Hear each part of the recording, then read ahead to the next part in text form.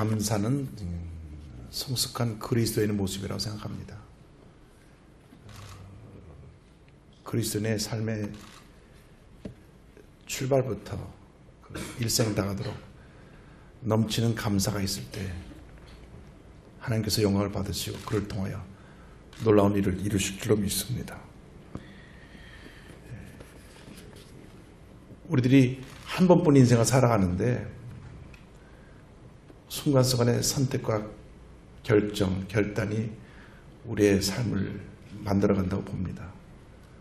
저는 모든 순간 결정, 선택에 늘 감사가 있었으면 합니다.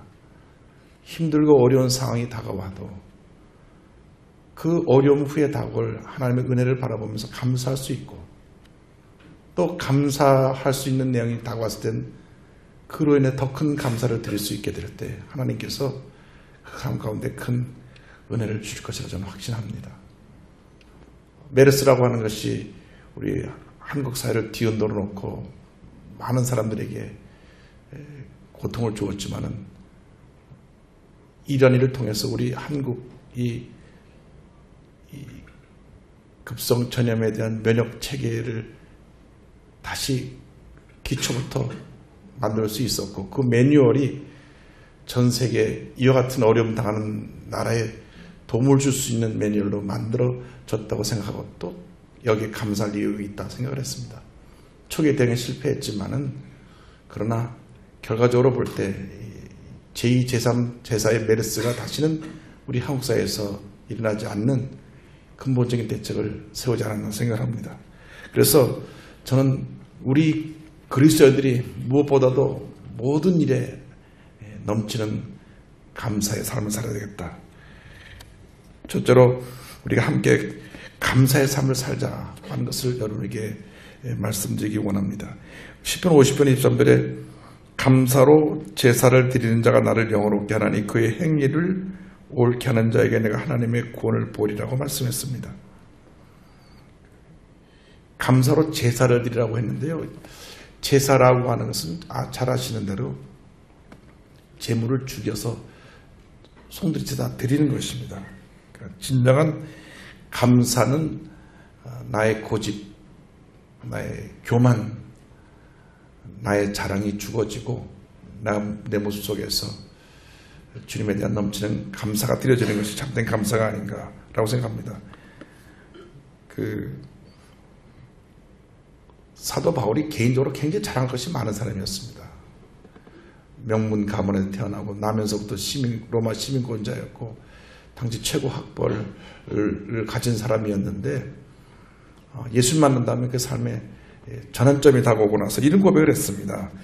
고린도전서 15장 31절에 형제들아 내가 그리스도 예수 우리 주 안에서 가진 바 너희에 대한 나의 자랑을 두고 단언하노니 나는 날마다 죽노라. 진정한 감사는 내가 아무것도 아니고 고백할 때 우리에게 임하는 것이 아닌가 그런 생각을 합니다. 감사는 모든 절망을 이겨내고 문제를 해결하고 우리를 더 풍성한 삶으로 이끌어가는 귀한 하나님의 축복의 도구입니다. 작년입니다. 5월, 6월 달로 기억되는데요. 주일날 예배를 제가 인도하러 올라가는데 급히 연락이 왔습니다. 우리 교회 장로님 외손녀가 만 6살. 근데 지금 세브란스 어린이병원 ICU에 있는데 급히 와서 기도해달라는 것입니다. 애가 나가서 놀다가 감기 걸렸어요. 근데 감기가 겨울이도 안돼 감기가 걸렸는데 감기 바이러스가 이 심장으로 들어갔고 심장이 기능이 이제 완전히 그 바이러스로 인해서 제 기능 하지 못해서 저 그때 처음 배웠습니다. 심장이 기능이 70% 이상을 해서 제대로 뛰어야 되는데 20%밖에 심장이 안 뛴답니다. 그래서 의사가 이 상태로 곧 아이가 이제 이겨내지 못하고 죽을 것 같으니까 부모님에게 마음 준비를 하고 계십시오. 그렇게 보면 사형선고 같은 그런 어떤 소식을 전해준 겁니다. 아이가 이제 살아날 가망이 없고 70%는 뛰어야 되는데 20%밖에 심장이 안 뛰고 이러다가 이제 숨을 멈출 텐데 무의식 상태로 아이가 들어갔고, 그래서 가족에게 마음을 준비하려고 했는데, 그 병실에 있던 간호사 선생님이 저에게 교인이었던 것 같아요. 저한테 연락을 해서, 우리는 인간적인 의학적인 방법으로 할 수 있는 것이 없지만 하나님이 손을 대시면 살아나지 않겠습니까? 목사님 와서 기도해 주면 좋겠습니다.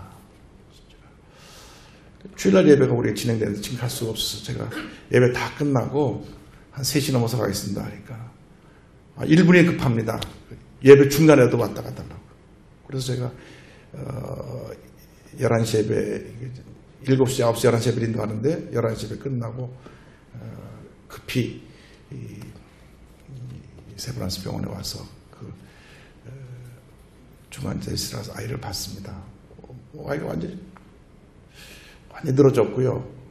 혼 상태인데 뭐 의식도 없고 심장이 20%밖에 안 된다고 하니까 뭐 아이는 완전히 기능이 정지된 것 같은 그런 모습이었습니다. 그래서 간절히 제가 기도해주고 이렇게 나오는데 그 애기 엄마가 따라 나오면서 그 아이 이름이 지호인데 지호 엄마가 따라 나오면서 목사님 감사해요. 감사하다는 거예요. 자기 딸이 좀 죽게 됐는데 감사하다는 겁니다. 하는 말이 아빠가 사실 저하고 결혼할 때는 믿음이 좋았는데 지난 3년 동안 신앙생활을 제대로 못했습니다. 그런데 딸이 죽게 되니까 아빠의 믿음이 돌아와서 함께 기도하게 돼서 감사합니다. 또 감사한 것은 이로 인해서 온 가족이 하나가 됨을 감사하고, 이로 인해서 감사한 것은 교회의 모든 성도님들이, 우리 구역 식구들이 이를 기억하고 함께 기도해서 감사하고, 그 병실에서 나와서 제가 밑에 내려 차 탈 때까지 계속 따라오면서 저에게 들었던 말은 감사하다는 말밖에 없었습니다. 그래서 저는 이 아이가 살 수 있겠다. 이 어머님의 이 감사하는 믿음을 하나님 기뻐 보시겠다. 하나님이 이렇게 엄마가, 이 어머님은 아이가 죽어도 이로 인해서 온 가족이 믿음이 회복됐기 때문에 감사하다고 하는 어떤 죽음까지도 넘어선 감사더라고요. 누구도 원망하지 않고, 왜 이런 일이 우리 딸에게 생겨나고 말하지 않고, 우리가 장모님 가정인데 이런 일이 있으십니까? 그렇게 컴플레인하지 않고 그냥 감사하다고 계속. 제가 그 차고 타고 이제 교회 와서 그 오후에 일정을 마치고 저녁 8시쯤에 전화가 왔습니다. 목사님, 기적이 일어났습니다. 아이가 심장이 다시 기능이 회복돼가고 정상으로 돌아왔습니다. 우리 교회에서는 일단 박수가 나오는데 이제 여기는 너무 그래서 참 감사하더라고요. 너무 감사했어요. 그런데 이제 제가 이건 웃으려고 한 얘기입니다만은 세브란스에서 퇴원을 안 시켜주는 거예요. 이게 죽기 전에 갑자기 벌쩍 정신이 돌아올 때가 있다고 좀 더 지켜보자고 그래서 2주 동안 아이 모든 검사를 하고 또 검사하고 또 검사했는데 완전 정상이 돼갖고요. 그래서 지금 아이가 초등학교 들어가서 아주 교회 열심히 잘 다니고 교회에서 어린이 성가반도 하고 또 부모님 믿음이 아주 좋아져서 교회 잘 섬기고 있습니다. 감사하면 이런 은혜가 임한다고 생각합니다. 그래서 제가 오늘 결론적으로 드릴 말씀은 감사에는 하나님의 축복이 따른다는 것입니다. 50번 23절 하반절에 보면 그의 행위를 옳게 하는 자에게 내가 하나님의 구원을 보이리라 그랬습니다. 이 감사는 하나님 보시기에 하나님의 옳게 행하는 것이고요. 그러니까 감사하지 않는 것이 옳지 않은 거고 감사하는 것이 옳은 것이고요. 그럼 감사하는 사람이 어떤 은혜가 임하느냐? 내가 하나님의 구원을 보이리라. 신약 성경을 보면요, 구원이란 말이 병 고칠 때 많이 썼습니다. 내 믿음이 너를 구원하였다. 맹인이 눈을 뜰 때, 병자 고침받을 때 구원이란 말을 씁니다.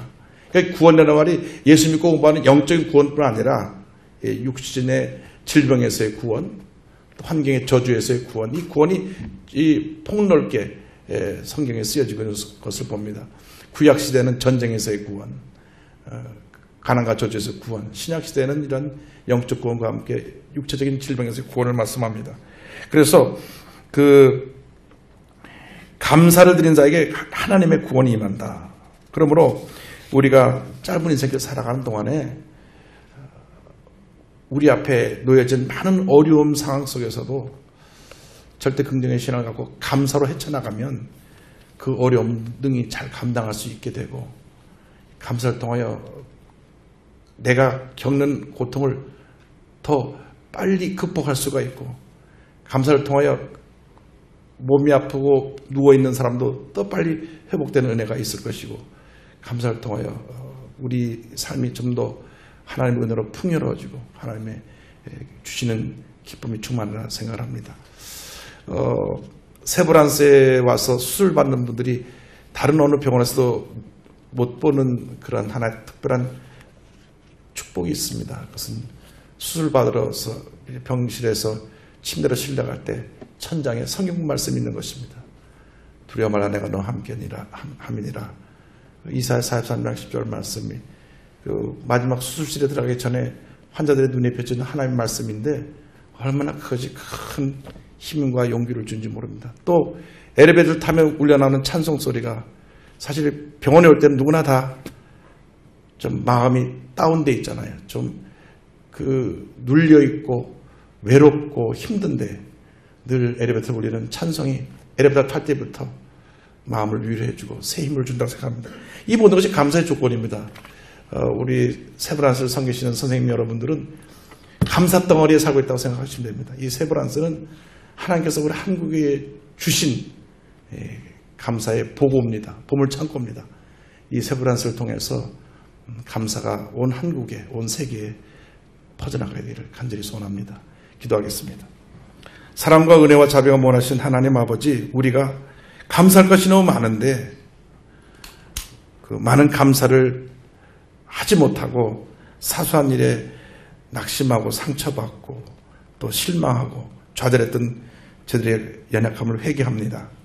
추수감사절에 우리가 한 해를 돌아보면서 또 다가올 한 해를 바라보면서 넘치는 감사의 삶을 살기로 결단하게 하여 주시고, 우리의 삶이 그 같은 감사의 연속이 되어서 우리가 이상 우리의 모든 일을 마치는 그때 참 나는 감사한 인생을 살았다 고백할 수 있는 우리 모두가 될 수 있도록 은혜 내려 주옵소서.